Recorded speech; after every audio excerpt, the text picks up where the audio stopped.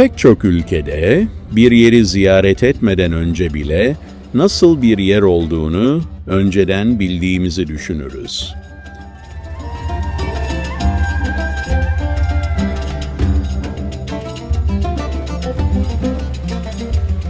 Ancak bazı destinasyonlar ilk birkaç saat içinde bu ön yargıları tamamen yerle bir eder.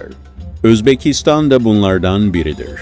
Orta Asya'nın merkezinde yer alan bu topraklar, tarihsel olarak İpek yoluna bağlı olup, köklü bir mirası yakın dönemdeki gelişimle harmanlıyor. Başkent Taşkent, tonu hızla belirliyor. Geniş bulvarlar, müze gibi dekore edilmiş bir metro ve pek çok ziyaretçiyi şaşırtan düzenli bir kentsel yaşam. Ülkenin bugün yaklaşık 35 milyon nüfusu var ve bu da onu Orta Asya'nın en kalabalık ülkesi yapıyor. Toprakların büyük bir kısmı çöl ya da dağlık olduğundan nüfus ağırlıklı olarak şehirlerde ve tarım vadilerinde yoğunlaşıyor. Tarihsel açıdan bu bölge, Doğu ile Batı arasında kilit bir bağlantı noktasıydı. Ticaret, Pers, Türk, Arap ve daha sonra Rus etkilerini beraberinde getirdi. Timur gibi figürler derin izler bıraktı. Özellikle Semerkand'da ki bu şehir önemli bir kültürel sembol olmayı sürdürüyor. Ne var ki bugün internette en çok tartışılan konu yaşam maliyeti. Pek çok içerik Özbekistan'ı günde 20 euro ile kral gibi yaşanabilecek bir ülke olarak sunuyor. Oysa gerçek daha karmaşık bir tablo ortaya koyuyor. Çok uygun fiyatlı seçenekler mevcut, ancak bu kadar düşük bütçelerle sürekli bir lüks yaşam mümkün değil.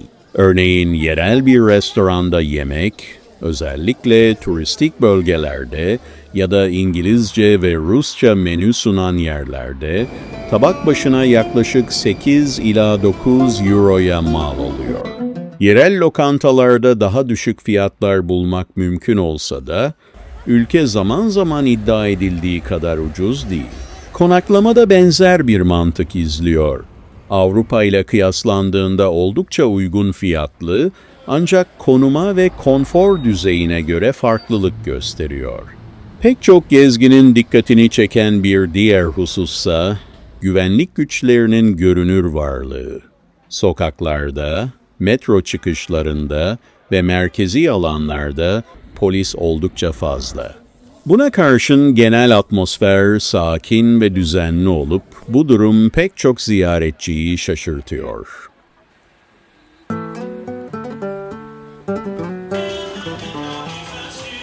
Önemli bir noktada dilsel ve kültürel boyut. Ülke ağırlıklı olarak Müslüman olmakla birlikte güçlü bir Sovyet mirasına sahip. Rusça günlük hayatta hala yaygın biçimde kullanılıyor. Özellikle şehirlerde zaman zaman Özbekçe kadar sık duyulabiliyor. Bu durum iletişimi oldukça kolaylaştırıyor. Eski Sovyet ülkelerinden gelenler için dil önemli bir engel oluşturmuyor.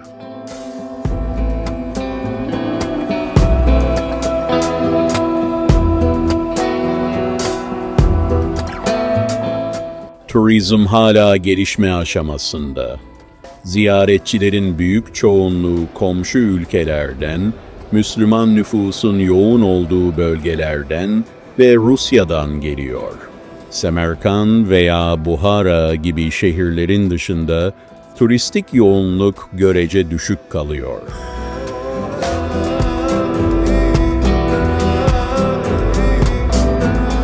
Bu da ülkeyi henüz uluslararası turizm tarafından doyurulmamış bir yer izlenimi veriyor.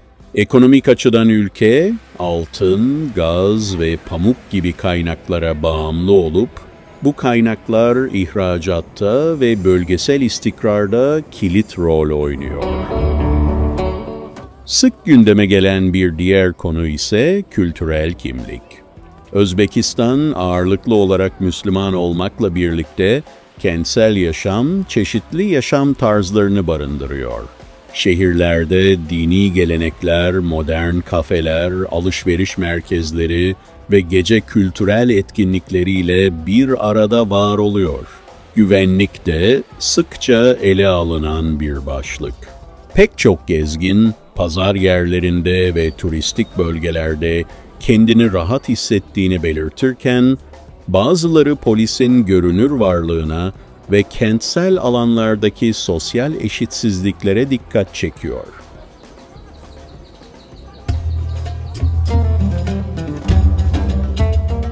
Günlük yaşamda yemek merkezi bir yer tutuyor. Ekmek her yerde karşımıza çıkıyor ve geleneksel fırınlarda hazırlanıyor. Pilav gibi yemekler son derece yaygın ve genellikle büyük porsiyonlar halinde servis ediliyor.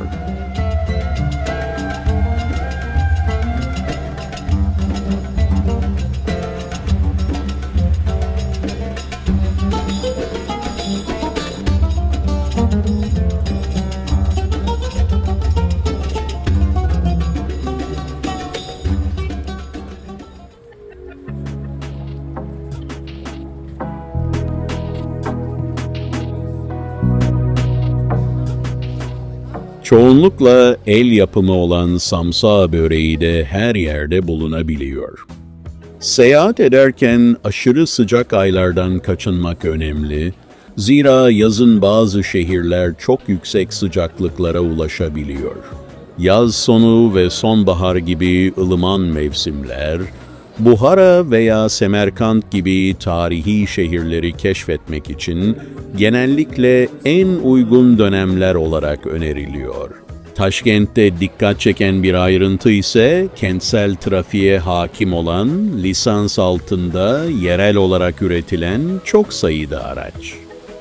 Kırsal kesimlerde ise yaşamın temposu tamamen değişiyor. Gelenekler tarım, hayvancılık ve beslenme alanlarında varlığını güçlü biçimde koruyor.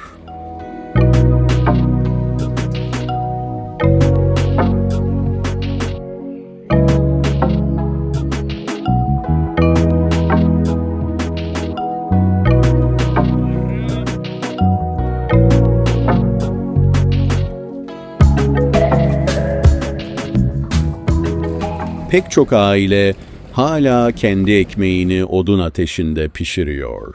Hive ve Buhara gibi tarihi şehirler ülkenin başka bir yüzünü gözler önüne seriyor. İyi korunmuş eski mahallelerinde daha geleneksel bir yaşam biçimini gözlemlemek hala mümkün.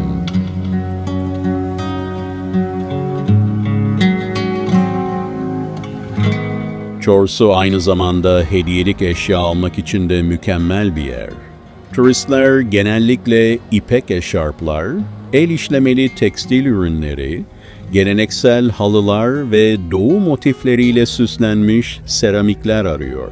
Pek çok zanaatkar, nesiller boyu aktarılan teknikleri yaşatarak yerel üretim ürünler satıyor.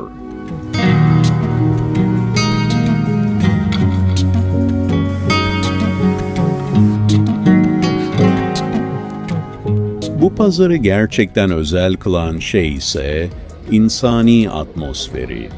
Esnaf sık sık ziyaretçilerle sohbet ediyor, onları ürünleri tatmaya davet ediyor ve Özbekistan ile gelenekleri hakkında hikayeler paylaşıyor. Pek çok gezgin için Çorsu'yu ziyaret etmek, yolculuğun en akılda kalıcı deneyimlerinden biri oluyor.